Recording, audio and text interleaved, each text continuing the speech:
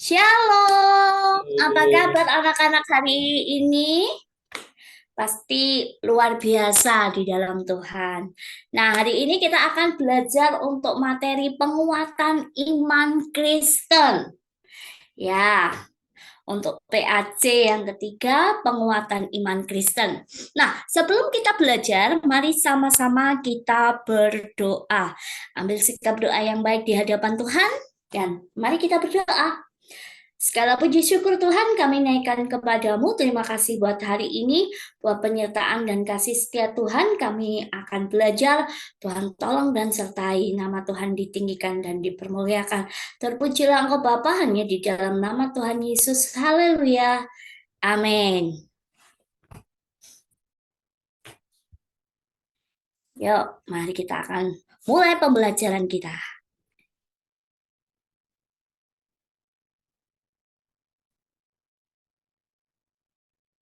Nah, kita mulai dengan soal pilihan ganda.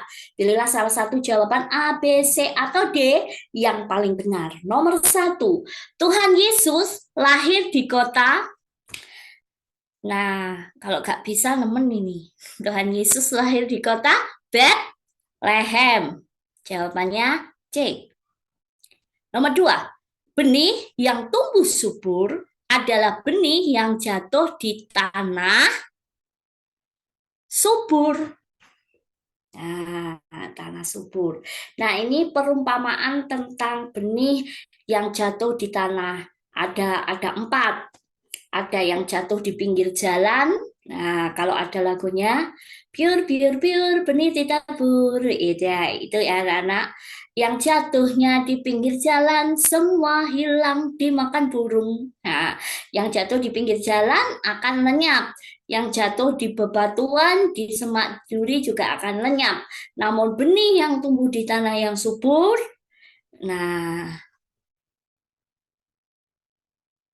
pasti akan tumbuh dengan subur. Benih apa? Benih firman Tuhan. Lanjut nomor tiga.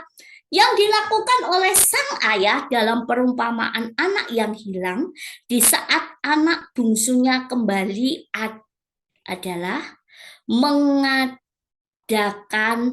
pesta.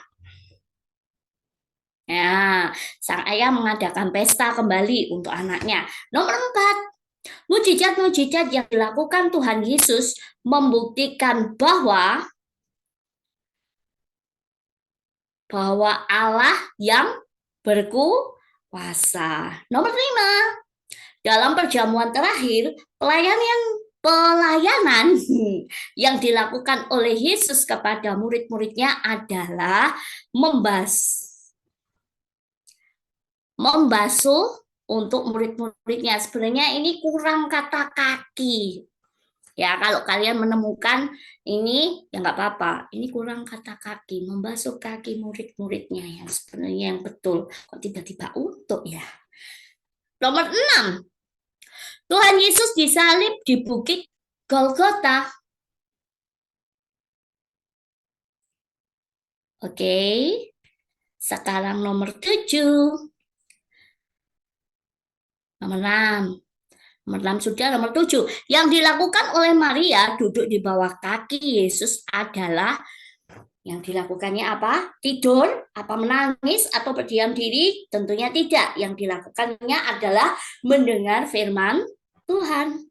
Nomor 8. Mujizat Tuhan yang dialami oleh Lazarus adalah bangkit dari kematian. Ya, nomor 9. Pokok anggur yang benar adalah Tuhan Yesus. Sekarang nomor 10. Ranting yang ditebang dalam perumpamaan pokok anggur adalah ranting yang tidak berbuah. Jawabannya C. Oke, nomor 11 sekarang. Penggenapan janji Allah untuk memberikan roh penolong setelah kenaikannya ke surga adalah peristiwa. Jadi janji Allah setelah Tuhan Yesus naik ke surga adalah Pentakosta. Pentakosta itu 10 hari setelah kenaikan Tuhan Yesus. Nomor 12, agak turunkan sedikit. Ya, siap. Nomor 12, di kota manakah Roh Kudus dicurahkan untuk pertama kalinya? Roh Kudus dicurahkan pertama kalinya di kota Yerusalem. Yerusalem. Nomor 13. Pencobaan pertama di padang gurun adalah merubah batu menjadi roti.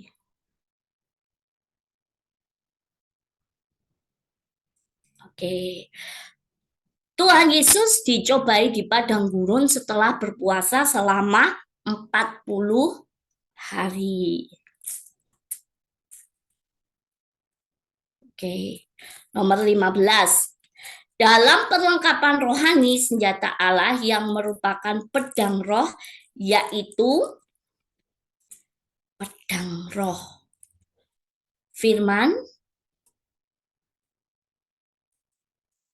pedang roh firman Allah. Nomor 16. Pakaian yang berfungsi untuk melindungi tubuh dalam perlengkapan rohani adalah, saya ulangi, pakaian yang berfungsi untuk melindungi tubuh dalam perlengkapan rohani senjata Allah adalah baju sirah. Baju sirah. Oke, kita lanjut. Nomor berikutnya. Kita isi jawaban titik-titik di bawah ini. Orang lumpuh yang disembuhkan Tuhan Yesus adalah orang yang tidak bisa. Nah, kalau orang lumpuh, pasti dia tidak bisa berjalan. Oke, orang lumpuh itu tidak bisa berjalan.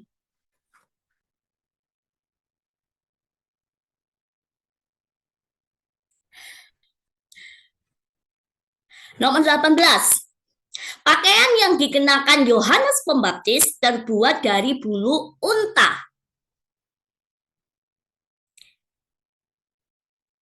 Nomor 19.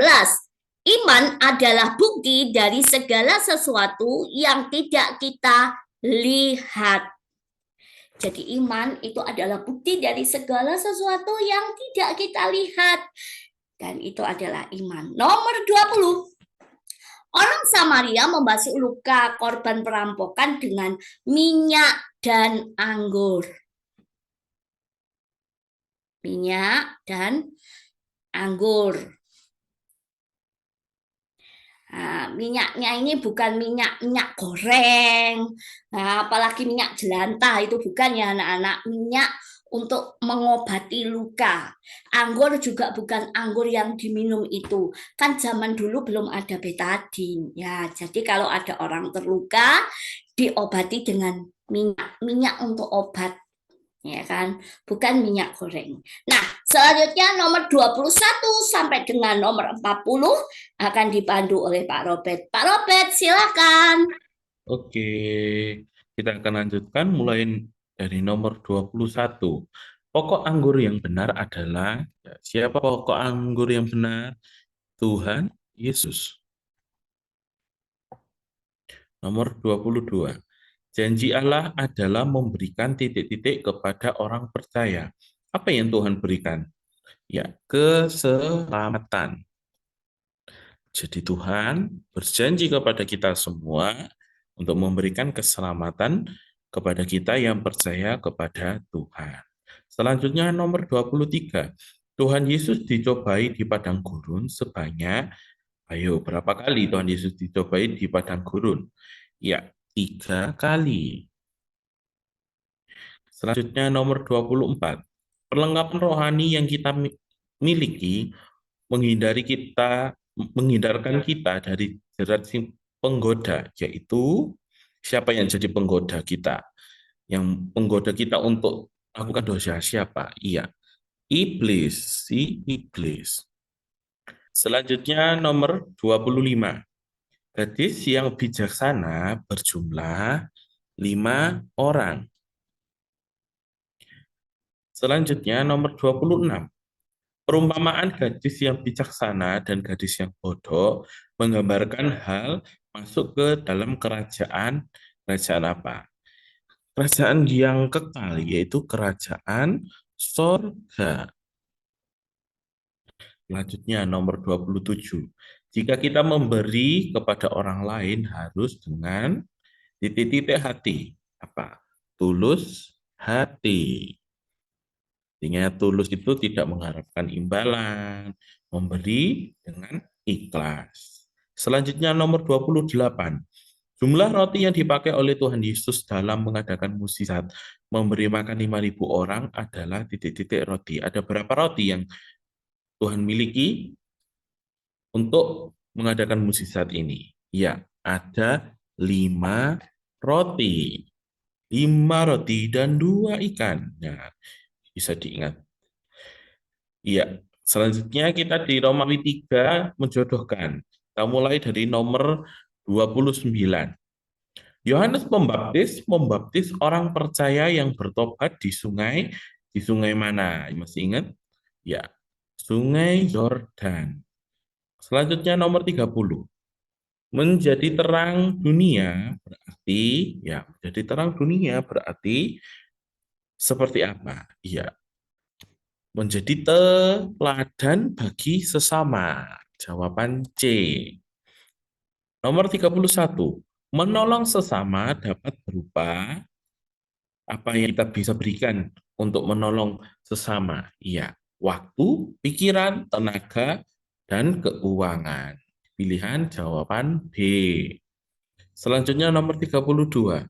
Tuhan Yesus naik ke surga setelah, ayo masih ingat Tuhan Yesus naik ke surga setelah berapa hari dari kebangkitannya? Nah, pilihan A. Jadi Tuhan Yesus naik ke surga setelah 40 hari dari kebangkitannya. Lanjut nomor 33. Orang yang melakukan firman adalah ranting ranting yang apa?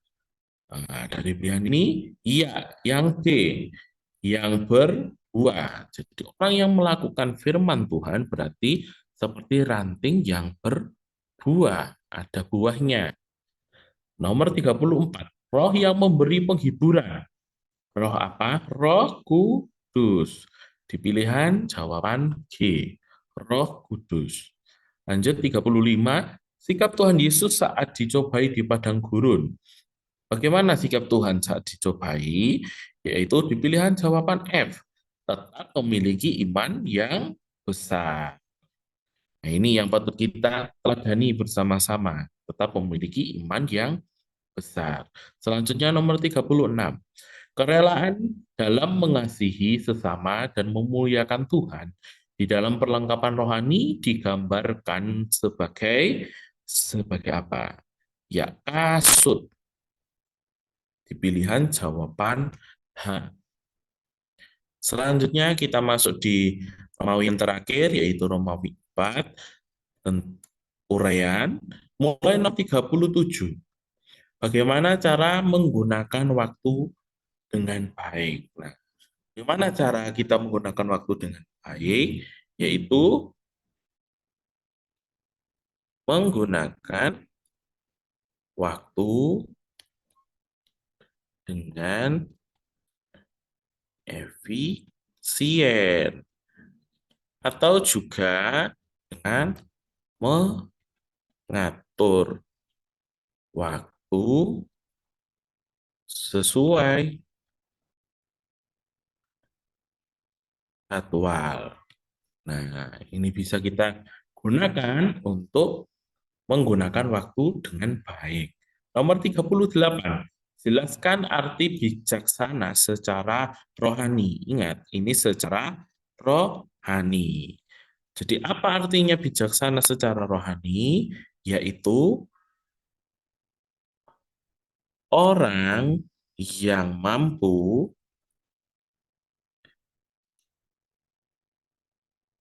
melihat hidup ini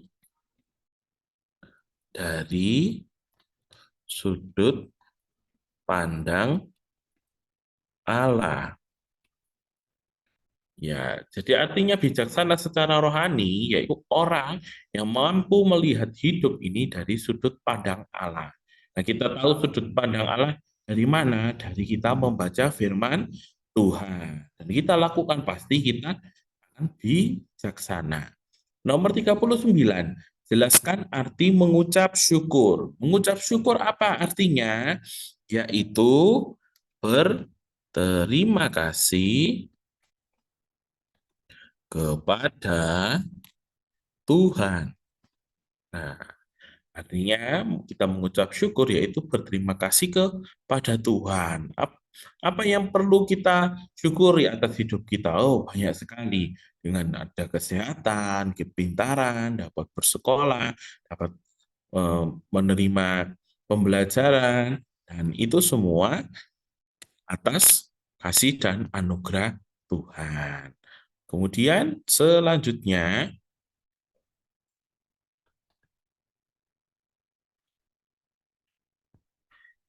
ya, sebentar.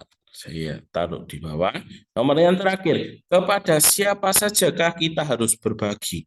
Kira-kira kepada siapa saja kita bisa berbagi? Berbagi kebaikan, berbagi makanan, dan lain sebagainya. Kepada siapa saja? Semua orang. Ya, semua orang tanpa terkecuali. Tanpa terkecuali. Kita bisa memberi, kita bisa berbagi dengan semua orang, baik itu yang masih anak-anak, yang remaja, yang pemuda, orang dewasa, orang tua, dan kita bisa berbagi. Itu semua untuk kemuliaan nama Tuhan. Puji nama Tuhan, kita sudah belajar peningkatan iman Kristen ini dengan baik. Pesannya Pak Robert, dalam dalam pengerjaan ujian, hendaklah kita serahkan semuanya kepada Tuhan. Dan kita bawa dalam doa, kiranya hikmat daripada Tuhan menuntun setiap kita, sehingga dapat mengerjakan ujian dengan baik. Mari kita akan tutup dalam doa dalam belajar hari ini. Mari sama-sama kita berdoa. Bapa kami yang di surga, kami mengucap syukur hari ini kami dapat belajar peningkatan iman Kristen dengan baik ya Tuhan. Persiapkan kami, berikanlah hikmat yang datangnya daripadamu, sehingga kami dapat menghadapi ujian dengan baik, ya Tuhan, mendapatkan hasil yang terbaik, dan namamu makin dipermuliakan. Terima kasih ya Tuhan, terima kasih kami peraskan doa kami hanya di dalam namamu. Haleluya. Amin. Puji nama Tuhan. Amin. Ya. Tuhan Shalom. Yesus memberkati. Sampai jumpa. Shalom. Tuhan Yesus Bye. memberkati. Dadah. Dadah.